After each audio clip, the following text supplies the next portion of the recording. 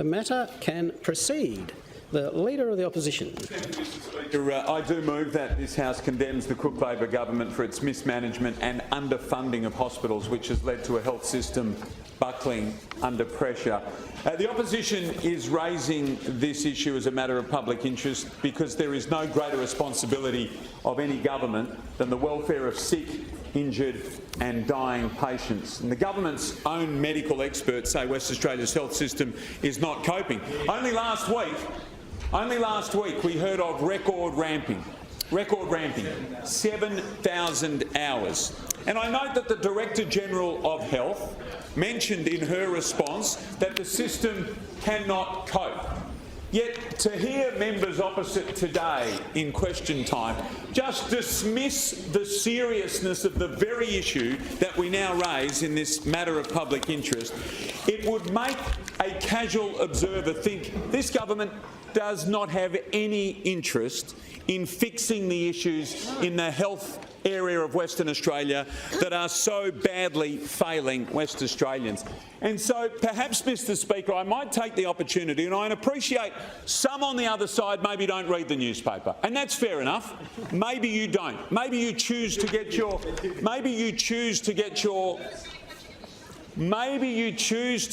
news elsewhere. I'm sure the Treasurer reads it on a Thursday, and why wouldn't she? An excellent column. But some on the other side perhaps don't read the newspaper.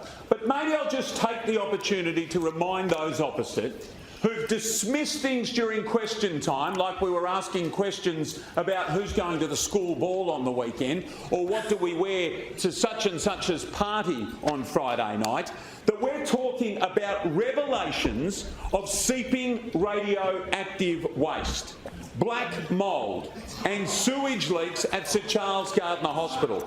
And we're talking about further proof that West Australia's health system is in a state of catastrophic failure. And I need to point out to members opposite, these were based on work orders, real work orders. 1,500 of them. They came from real staff reports, not fictitious people, not people that just sort of went online and filled out a survey. These are the people who are in the hospital. They are the doctors, the nurses, the patients, the workers. Those people have filled out these reports of malfunctions and failures in the hospital system. And yet to hear question time today, it was as though they just waved away, like nothing to see, nothing to hear, nothing to reflect on. And perhaps those opposite don't want to hear it from us and from me. Fair enough, I get it. Perhaps they don't want to believe that these work orders are genuine, based on real reporting from the very people that work in our hospital system. We heard the Health Minister say that she spent a lifetime representing frontline workers. Minister, these reports are from the frontline workers, the very people that you've said you've represented over a lifetime. Yet today, mysteriously, we don't want to hear about them. We don't want to hear from them. We're not interested in what they've got to say. Well, unfortunately for the members opposite, when something this serious is broadcast through the newspaper, on television and through the Parliament of Western Australia, people who work at Sir Charles Gardner Hospital and listen to the lack of response, the lack of empathy and the lack of recognition for their very genuine claims that are designed to make the safety and health of those people who enter Sir Charles Gardner Hospital better, hear them dismissed, then they ring Talkback Radio or they go on other forums to make sure that their concerns are heard. For example, like this caller on Nadia's program on the ABC, who says there are buckets and basins, cut basins, currently in the roof space above ICU to catch leaks at Charlie's. Or this one, who said, I've worked for years at Fiona Stanley Hospital. Listening to John Carey talk about no black mould is embarrassing. Shame. Get him to look at the bathrooms in C Block at Charlie's. This just highlights that they're only told what they want to hear. And no wonder hospitals continue to be in the state they're in. Shame. There were more. What about this one? My dad was admitted into Charlie's as he had brain cancer. Brain cancer we're talking about. And on one admission, a panel of the roof fell on him in the middle of the night on his head. God. The hospital needs to be knocked down and rebuilt. It's not good enough. And this one, as a nurse, you couldn't pay me enough to work in these conditions. Health Minister, these are the frontline workers that you've talked about representing your entire career. And one of them says, you couldn't pay me enough to work in these conditions. Where are we as a society when we leave sick and vulnerable people in corridors for hours on end? But of course, those opposite us don't want to hear these stories today. They want to wave them away. Yeah. They want to divert. They want to deflect. They want to dismiss. It's the premiers and others opposite us. It's their 1A position. It's their best friend. It's what they use whenever any section of the community wants to highlight the failings of this state government. That's what they do. But they can't deflect real people calling radio stations and having their say. For example, Leanne, who called on the ABC radio this morning at 9:06 a.m. Leanne is a registered nurse, and Nadia Mitsopoulos said to her, "Hello, Leanne, do you work at Charlie's? Are you familiar with Charlie's?" Pretty reasonable. Talkback caller. Well, the response came from Leanne. "Yes, I am." Nadia says, "Tell me what you see." So I'm in another area of Charlie's. And just recently, we've had an overflow of faecal matter on the ground floor. Shame. And while we've got patients waiting in the waiting room, the smell is going through the whole department. Disgrace. We've also had, probably 3 years ago, we've had mould with actual mushrooms growing out of our ceilings. Shame. Health Minister, I hope you can hear this. The transcript is available. You can go onto ABC Catch Up. I'll tell you the time so you can listen back, or someone from your staff. Her name was Leanne. She was on air with Nadia Mitsopoulos on the ABC Radio Perth at 9:06 a.m. It won't be too hard to find.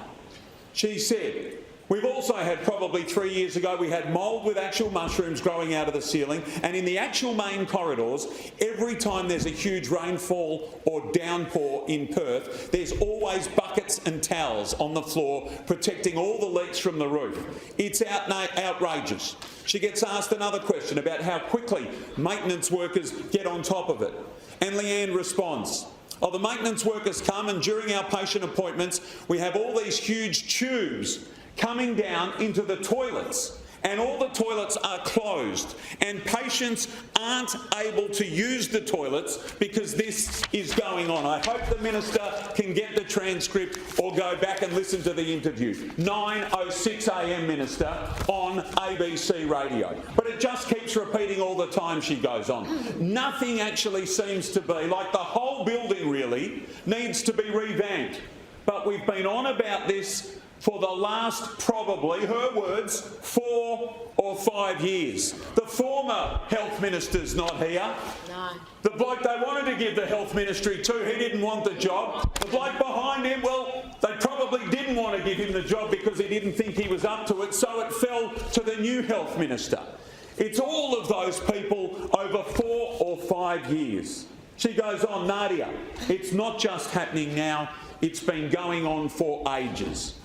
And again, Nadia says, "And when you complain about it, what response do you get, Leanne?" "Oh, we just get a response that, yeah, we've been getting around to it. But, you know, there's other departments that need doing also," which I do understand, but we have a lot of patient circulation through this building. It's actually quite embarrassing. And all the patients we're always telling them to, complain, because they honestly can't believe what we, the conditions that they are subject to. Even our staff toilets are disgusting, Nadia, says Leanne. And then a final comment from Nadia Mitsopoulos. Leanne, when I put it to the minister, he said no, surgeries weren't cancelled, everything can still go on. How do you respond to that justification? And Leanne's final comments, 9:06 a.m, Minister, easy to find. Get your team to dig it up and play it to you when you get back to your office. She replies by saying, yeah, no, I just find, that's actually ridiculous because it's putting staff and everyone under pressure. It's just the whole psychological part of it. Like, how can you possibly work in conditions like that? It is ridiculous, finished Leanne. If Leanne was here in question time today, members on this side, I shudder to think what she would have thought of the responses that we saw from members opposite. I understand more than anyone, this is a robust environment. I get that, we all get it. But we are talking today about the health of West Australians. We are talking about one of the biggest hospitals in Western Australia.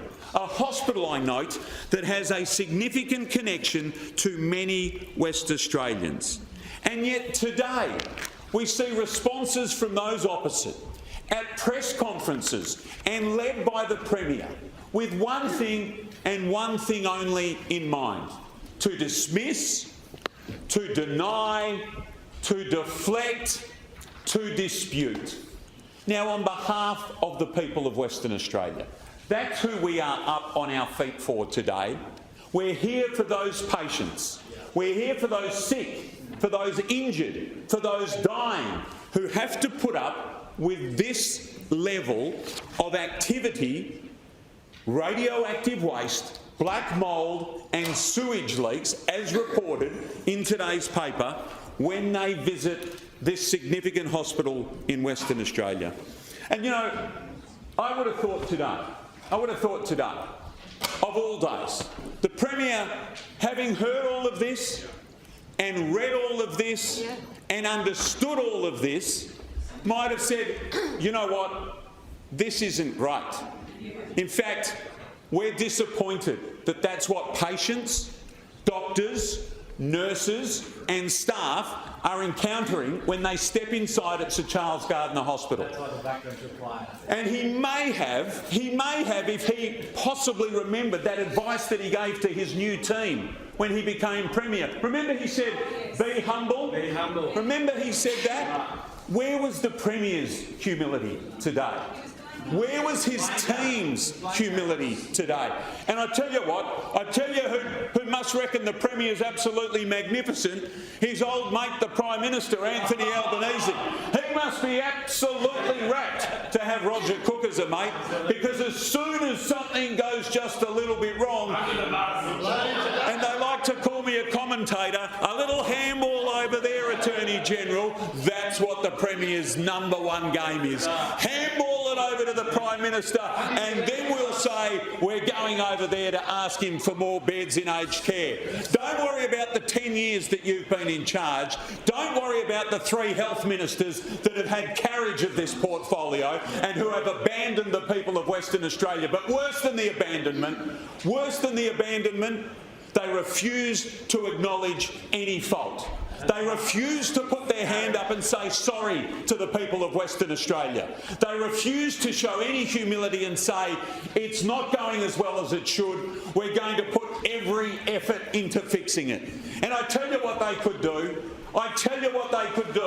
Because everywhere we go, every day of the week, right around the state, members opposite, might be important that you hear this. And we know you know it, but it might be important that you tell your leadership.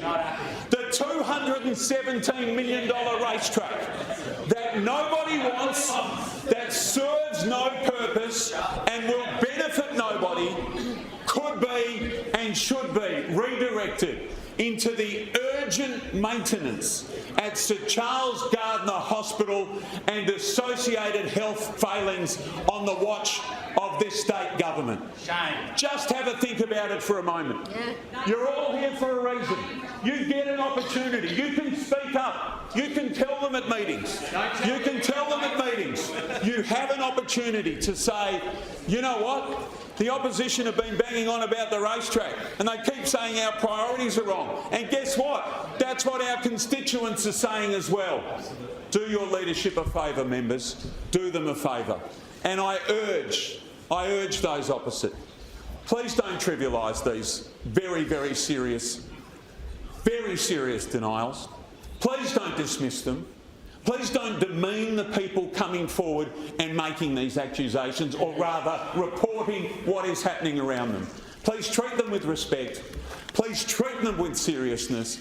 And please, into our third health minister now, please make fixing our hospitals your absolute, undivided, #1 priority. Thank you, Leader.